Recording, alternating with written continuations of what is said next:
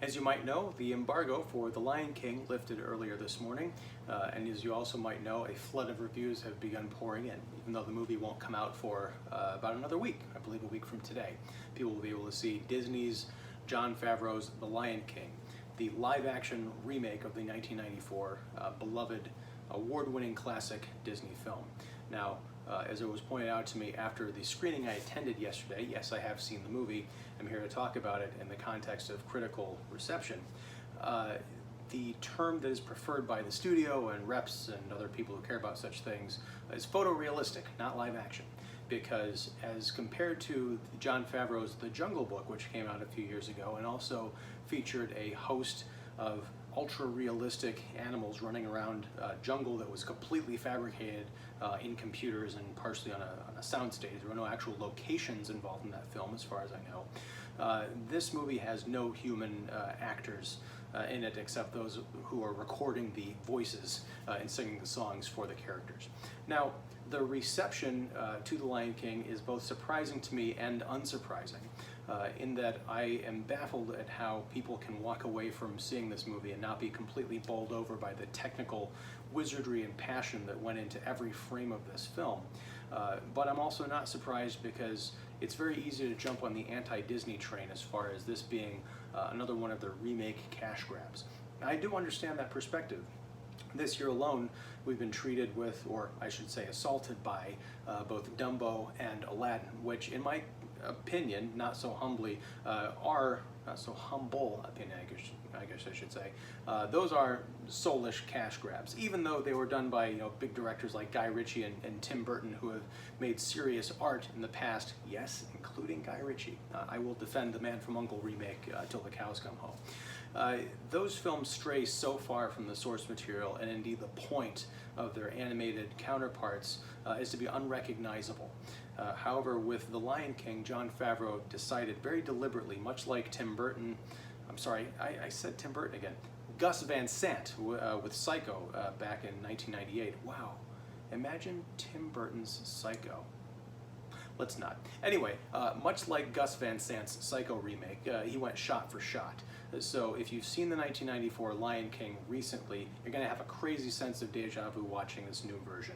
All of the original scenes are there. A couple of new moments are scattered throughout, including some ad-libs, particularly on the point of Timon and Pumbaa, played by Billy Eichner and Seth Rogen, marvelously, by the way. But if you're going into Lion King expecting to have your expectations subverted, a la Aladdin or Star Wars, fear not, because you're going to see the exact Lion King that you remember and love. You may not love the new Lion King because there's a very strong argument to be made, what's the point? However, I think that's approaching the film the wrong way. You look at movies that have been remade, movies like The Thing, movies like specifically A Star Is Born, which has been remade I think 5 or 6 times. Every different incarnation is, yeah, technically it's the same story, but with a new vision at the keyboard and behind the camera and even in front of the camera, bringing new tones, new life to the material, sometimes successfully, sometimes not so successfully. But I think that's the case here with The Lion King. The leaps in technological wizardry that have been mastered by the Disney animators in the 25 years, the quarter century since the original Lion King came out, that can't be discounted. This is a really, I think, special film. I was personally moved by the story. They got James Earl Jones back as Mufasa. You've got Simba played by Donald Glover, the adult version of Simba, that is. And that story really affected me, possibly because I'm a dad now. I saw the original when I was a teenager, and I hadn't seen it in 25 years, so my connection to the quote-unquote source material wasn't as strong as perhaps people who've seen it multiple times, and perhaps even recently as homework leading up to the new Lion King. But I will say it's rather astounding reading some of the social media commentary by colleagues and friends who are just writing this thing off as being ugly and again, soulless and pointless and just money hungry. Yes, I think this movie is going to make a ton of money, but I think deservedly so. this is a story that spans generations, and I think it's a story that can be retold in the language, the cinematic language of the new generation. And better or worse, 2D is out and CGI is in. But what CGI?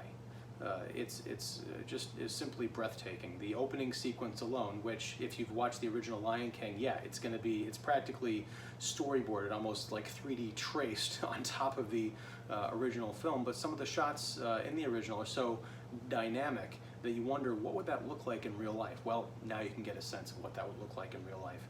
So I know I started this channel in part to defend film critics and dispel some of the myths, but honestly, in some cases I feel that my colleagues, and again friends, get things dead wrong. So if you're reading commentary about possibly staying away from The Lion King, this is one of the rare moments when I'm going to say, do not listen to the critics, except for me, of course. But yeah, go see Lion King next week when it opens up. I'm not shilling for Disney, I promise, but then again, you would have no way of knowing that because that's exactly what a shill for Disney would say. But let me know what you think after you see it. Leave a comment below this video. Also, check out kickseat.com next Friday, where I will be talking in depth with John Espino of HollywoodChicago.com about the film. He was not as over the moon as I was about the film, and yes, I do have some issues with it, particularly in the music department, which is kind of a problem if it's a musical we're talking about. But we get more into depth in some of the issues that we're talking about here. I actually recorded the conversation with him yesterday, so I know everything that you are about to find out when you tune into kickseat.com next Friday and listen to the podcast. So yeah, let's engage. Please leave a comment, like and subscribe to the channel and all that good stuff. And until next time, whenever that is, whatever that is, thanks very much and take care.